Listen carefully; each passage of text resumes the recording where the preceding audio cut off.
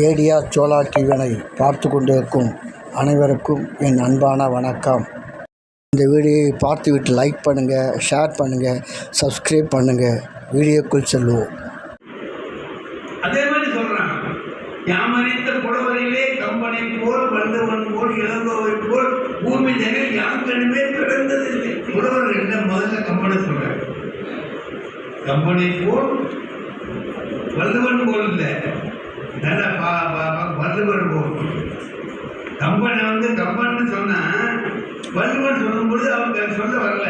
கம்பனை போல் வள்ளுவர் போல் இளங்கோவை போல் பூமிதனில் யாருக்கெனுமே பிறந்ததில்லை என்று சொல்லிட்டு சொல்றார். அடுத்தது வள்ளுவர் சொல்லி சொல்லி சொல்லி சொல்லி கேட்கணும்டா. ஒவ்வொரு நாளும் கேள், என்ன இன்னைக்கு என்ன ஒரு நீதி யாராவது தெரிஞ்சவர்கிட்ட கேட்டு அதன்படி நடக்கணும்னு பாரு. அதுதான் வள்ளுவருக்கு ஊமையராய். அப்புறம் சொல்றான், கூடர்களாய். அது டிராமாடா, சிலப்பதிகாரம் ஒரு நாடகம், அதை பார்க்கணும். அதை கூட பார்க்க முடியாத கூடர்களாயிருக்கே அப்படின்ட்டு அந்த வரிசையில் வர்ற மாதிரி அதை நான் நினைச்சு பார்த்தோம்னா அது அந்த வரிசை தெரியும். அதுக்கு பின்னால் ஒன்று சொல்றாரு பாருங்க, திறமான புலமையினில் பிற நாட்டார் அதை வணக்கம் செய்தல் வேண்டும். பிற நாட்டு நல்லறிஞர் சாஸ்திரங்கள் தமிழ் மொழியில் பெயர்த்தல் வேண்டும்.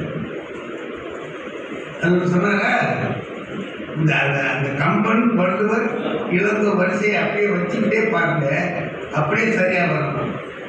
பிற நாட்டு நல்லறிஞர் சாஸ்திரங்கள் தமிழ் மொழியில் பெயர்த்தல் வேண்டும். வால்மீகியுடைய ராமாயணத்தை தமிழிலே மொழிபெயர்க்கிறார் கம்பன். பிற நாட்டு நல்லறிஞர் சாஸ்திரங்கள் தமிழ் மொழியில் பெயர்த்தல் வேண்டும். அடுத்தது என்ன சொல்றாரு,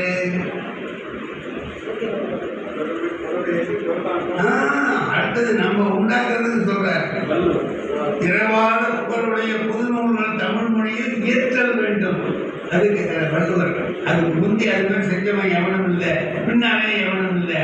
அது புது நூல்கள் இயற்றல் வேண்டும்ங்கிறதுக்கு வள்ளுவர். அப்புறம் சொன்னார், திறமான புலமையில் மறைவாக நமக்குள்ளே பழங்கதைகள் சொல்வதில் ஒரு மகிமை இல்லை. திறமான புலமையில் பிற நாட்டால் அதை வணக்கம் செய்தல் வேண்டும்.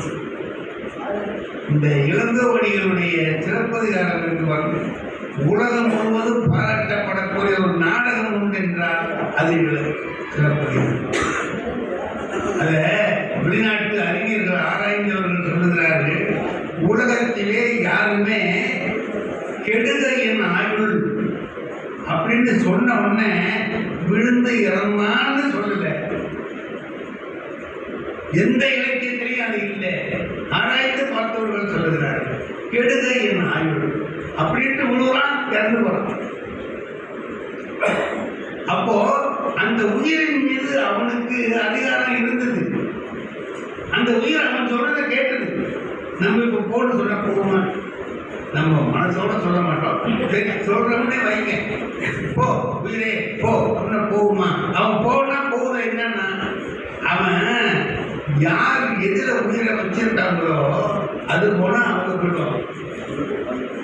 அவன் நீதியிலே உயிரை வைத்திருந்தான், நீதி போச்சுன்னா அவன் வந்துட்டான். அவன் மனைவி என்ன செஞ்சான், அவன் மேல உயிரை வச்சிருந்தா அவன் போனவனா அவன். கெடுகையின் ஆய்வு. கணவனை இழந்தோருக்கு காட்டுவது இயல்பு. கணவனை இழந்தவருக்கு ஆறுதல் சொல்ல முடியாது. மற்றவர்களுக்கெல்லாம் ஆறுதல் சொல்லலாம். எங்க அப்பா, நான் அவங்க அப்பா இருக்கேன், டியூஷன் எடுத்து போனோம் சொல்ல முடியுமா? அது மாதிரி அதை கணவனை இழந்தோருக்கு காட்டுவது இயல்பு அப்படின்னு சொல்லிட்டு அவர் சொன்னார். இந்த சிறப்பு அவர் என்ன எழுதுறான்னா, இது மாதிரி யாருமே கற்பனை பண்ணதில்லை. நீ கற்பனைன்னு சொல்லலாம், இது நடந்ததோ இல்லையோ கற்பனையாக எழுதியிருக்கிறார்கள் இளங்கோவடிகள் சொல்லலாம். இப்படி ஒரு கற்பனை கூட எவனும் பண்ணலையே, இந்த கற்பனையை கூட யாருமே செய்யலையே, அது இந்த இளங்கோவடிகளுக்கு மட்டும்தானே வந்தது என்று சொன்னார். அப்படி பார்க்கிற போது பாரதி ஒரு முறையாக வரிசைப்படுத்தி ரொம்ப அழகாக சொல்லியிருக்கிறத நம்ம மேலும் மேலும் அதை கொஞ்சம் ஆராய்ந்து பார்த்தோம்னா தெரியுது.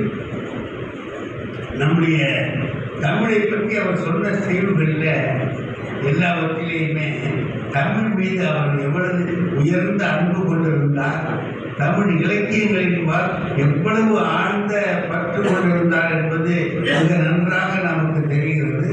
பாரதியாருடைய பாடல்கள் எல்லாமே. மீண்டும் அடுத்த வீடியோ சந்திப்போம். நன்றி, வணக்கம்.